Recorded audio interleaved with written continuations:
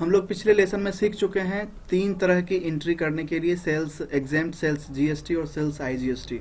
आज हम लोग जो सीखने जा रहे हैं इस वीडियो में वो सेल्स इंटरेस्टेड एग्जेम्प्ट के बारे में हम लोग सीखेंगे, जो कि इस पर किसी भी तरह का कोई भी जीएसटी टैक्स नहीं लगता है और ये किसी खुद के स्टेट में ना खरीद के किसी दूसरे के स्टेट से खरीदा हुआ प्रोडक्ट होता है। ठीक है, तो इसमें सेल्स इंटरेस्टेड एग्जेम्प्ट की एंट्री करने के लिए सबसे पहले हमको अपने टैली को ओपन करना है और ओपन करने के बाद आपको सबसे पहले जाना है अकाउंटिंग वोचर पे। ठीक है, उससे पहले आप डीडी करके यहाँ चेक कर सकते हो कि मैंने जो परचेज की जो एंट्री की है से परचेज इंटरेस्टेड एग्जाम्प्ट में, वो मैंने 2 तरह की एंट्री की है, क्योंकि जो सामान यानी जो प्रोडक्ट मैंने खरीद रखा है उसी को मैं सेल कर सकता हूँ। ठीक है, जिसको मैंने खरीदा ही नहीं है उसको मैं सेल नहीं कर सकता। शर्ट जो है रेमंड क्लॉथ का और पैंट स्पार्की, मैंने 2 प्रोडक्ट को परचेज इंटरेस्टेड एग्जाम्प्ट में खरीदा है, तो मैं जब सेल्स की एंट्री करूंगा तो यही 2 प्रोडक्ट को आपको सेल करना होगा। इसके लिए सबसे पहले आपको ESC से बैक करना है और बैक करने के बाद आपको अगले ऊपर आ जाना है अकाउंटिंग वोचर पे, और यहाँ आने के बाद आपको इंटर करना है और इंटर करने के बाद आप सेल के लिए F8 की को प्रेस करते हैं।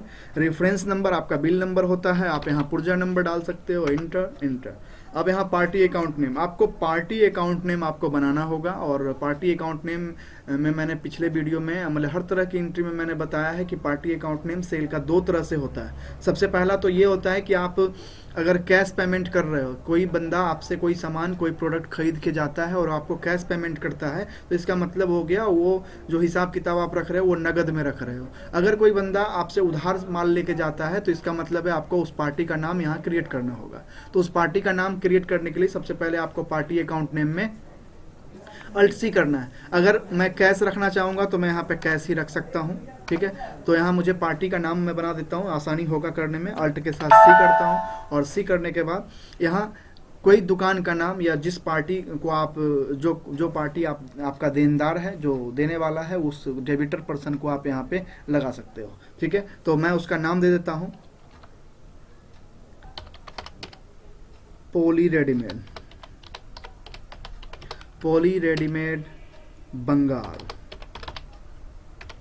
इसका नाम हो गया इंटर। अब यहाँ पे आपको किसी भी तरह का देनदार की एंट्री के लिए आपको सेलेक्ट करना होगा डेबिटर, इंटर प्रेस करेंगे आप यहाँ। अब आपको एड्रेस में, जैसा कि मैंने बता रखा है कि परचेज इंटर स्टेट एग्जेम्प्ट में क्या होता है कि कोई भी प्रोडक्ट जो आपके स्टेट में खरीदा हुआ नहीं होता है और उसमें किसी भी तरह का कोई GST चार्ज भी नहीं लगता है। ठीक है, उसी तरह से जब उस प्रोडक्ट को आप जब सेल्स की एंट्री में अप्लाई करते हैं तो वो भी किसी आपके स्टेट में खरीदा हुआ नहीं होता है, बेचा हुआ नहीं होगा, और ये किसी दूसरे स्टेट में बेचा जाने वाला प्रोडक्ट भी होगा। ठीक है, तो आपको एड्रेस यहाँ डालना है। मैं यहाँ पे एड्रेस डालता हूँ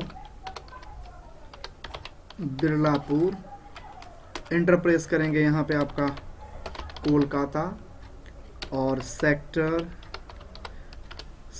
आपका मैं 13 यहाँ देता हूँ, इंटर। अब ये इंडिया में है और यहाँ पे आपको वेस्ट बंगाल हो जाएगा ये, क्योंकि मैंने वेस्ट बंगाल से सामान खरीदा है। इसका पिन कोड डालना है 70001, इंटर प्रेस करेंगे। ठीक है, अब यहाँ पे दूसरे स्टेट का एड्रेस मैंने यहाँ डाला। इसका मतलब क्या है?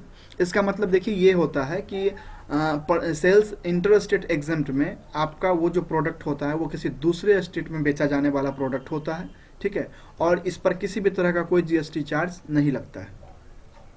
यहाँ पे आपको इंटर रखना है, इंटर करना है, और यहाँ पर इसके पास अगर GST नंबर है, अगर वो बंदा आपको GST नंबर देता है तो आप वहाँ रेगुलर सेलेक्ट करेंगे, नहीं तो ये अनरजिस्टर्ड रहेगा। ठीक है, इसके पास GST नंबर है तो मैं इंटर पर प्रेस करूँगा और यहाँ पे 10BPX PK 000046 00111 ZG, इंटर।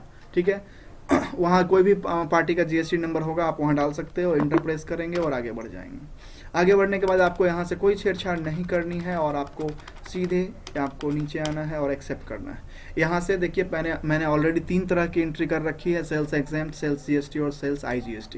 आज मैं जो करने जा रहा हूँ वो जो है सेल्स इंटरस्टेट एग्जेम्प्ट है। तो इंटरस्टेट एग्जेम्प्ट का मुझे वोचर यहाँ बनाना होगा। यहाँ पे मैं Alt के साथ C करूँगा और यहाँ मैं लिखूँगा sales interstate exempt. Enter press करूंगा, एंटर। अब यहाँ किसी भी तरह की एंट्री जब सेल्स की होती है तो आपको यहाँ सेल्स अकाउंट से सेलेक्ट करना पड़ता है अंडर ग्रुप में, और अगर ये परचेज की होती है तो आपको परचेज सेलेक्ट करना पड़ता है। मैं यहाँ सेल्स करूंगा, यहाँ सेल्स की एंट्री होगी, एंटर। यहाँ से आपको कोई छेड़छाड़ नहीं करना है, और यहाँ पे आपको टाइप ऑफ सप्लाई में गुड्स सेलेक्ट करना है क्योंकि आपने प्रोडक्ट बेचना है, ठीक है। एंटर करेंगे और एंटर। इसके बाद जिस आइटम को मैंने परचेज किया था परचेज इंटरेस्टेड एग्जेम्प्ट में, उसी आइटम को मैं सेल्स एंट्री में अप्लाई करूंगा। तो उसके लिए क्या करेंगे, सबसे पहले हम आपको प्रोडक्ट के बारे में जानकारी होना चाहिए, कौन से प्रोडक्ट को आपने खरीदा था, ठीक है। तो मैंने शर्ट रेमंड, ठीक है, कपड़ा खरीदा था, तो यहाँ मैं अल्ट के साथ सी करूंगा या फिर स्पेस आप की करोगे तो आप यहाँ देख सकते हो शर्ट रेमंड क्लॉथ। एंटर जैसे प्रेस करोगे आपको यहाँ दिखाई दे रहा है 235 मीटर का मैंने कपड़ा खरीदा था। अब यहाँ अगर मैंने 235 मीटर का कपड़ा खरीदा था तो मैं 235 मीटर ही बेचूंगा, ना तो मैं ज़्यादा बेच सकता हूँ ना कम बेच सकता हूँ। 235 मीटर, एंटर प्रेस करूँगा, और इसका जो अमाउंट रखा गया था वो 145 रुपया 70 पैसा मैंने रखा था। तो इससे हमको प्रॉफिट भी लेनी है, तो प्रॉफिट लेने के लिए आपको कुछ अमाउंट ज़्यादा लगा के तो बेचना ही होगा। अब यहाँ मैंने 175.39 मैंने रखा, एंटर प्रेस किया, एंटर एंटर। सेकंड जो मेरा प्रोडक्ट था, जो आइटम था, वो प्रोडक्ट था वो पैंट स्पार्की का। आप यहाँ देख सकते हो पी, आप जैसे ही सर्च करोगे कीपैड से आप यहाँ देख सकते हो पैंट स्पार्की। मैंने 350 मीटर का खरीदा था, 350 मीटर को ही मैं बेच रहा हूँ। तो 350 मीटर का जो अमाउंट रखा था मैंने परचेजिंग का, वो अमाउंट था 179 रुपीज़, यानी 179 रुपया, ठीक है। तो मैं इसे प्रॉफिट लेने के लिए मैं उसे 192.78 में बेचता हूँ। एंटर प्रेस करूँगा, एंटर एंटर एंटर, ठीक है। अब यहाँ पे जैसा कि आप जानते हैं कि परचेज की किसी भी तरह की एंट्री में, ठीक है, आपने जब परचेज एग्जेम्प्ट का काम किया था उसमें किसी भी तरह का कोई टैक्स नहीं लगता था, तो मुझे यहाँ CGST SGST लगाना नहीं होता था, ठीक है। उसी तरह से जब आप सेल्स की एंट्री कर रही हैं, सेल्स की एंट्री कर रहे हैं, तो आपको यहाँ पे सेल्स इंटरेस्टेड एग्जेम्प्ट या सेल्स एग्जेम्प्ट, इन दोनों में किसी भी तरह की एंट्री करने के लिए आपको CGST SGST लगाना नहीं होता है, ठीक है।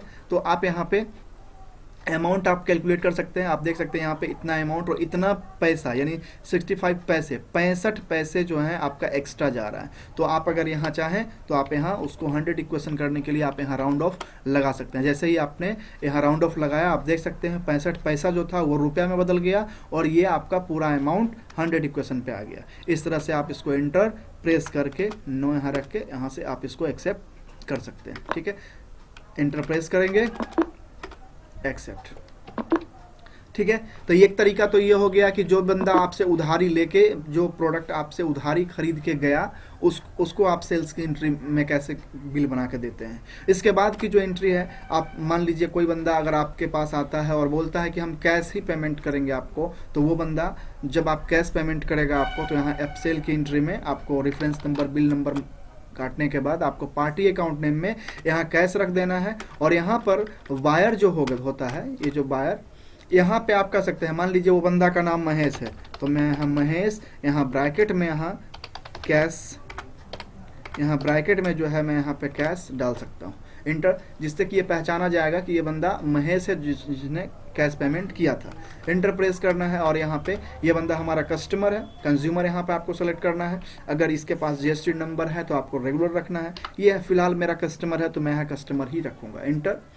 उसके बाद सेल्स इंटरेस्टेड एग्जेम्प्ट आपको यहाँ सेलेक्ट करना है। इसके बाद जिस प्रोडक्ट को आपने बेचना है उस प्रोडक्ट को आप यहाँ से बेच सकते हो, ठीक है। तो मैंने इतने लेसन में, यानी इतने वीडियो के माध्यम से मैंने आपको परचेज में चारों तरह की एंट्री करना बता दिया, और सेल्स में भी मैंने आपको चारों तरह की एंट्री करना बता दिया। मैं अगली वीडियो में जब आऊँगा तो मैं आपको बताऊँगा कि किस तरह से आप सेल्स का रिपोर्ट चेक कर पाते हो, जिस तरह से आप परचेज के रिपोर्ट को चेक कर पाते थे। तब तक के लिए धन्यवाद।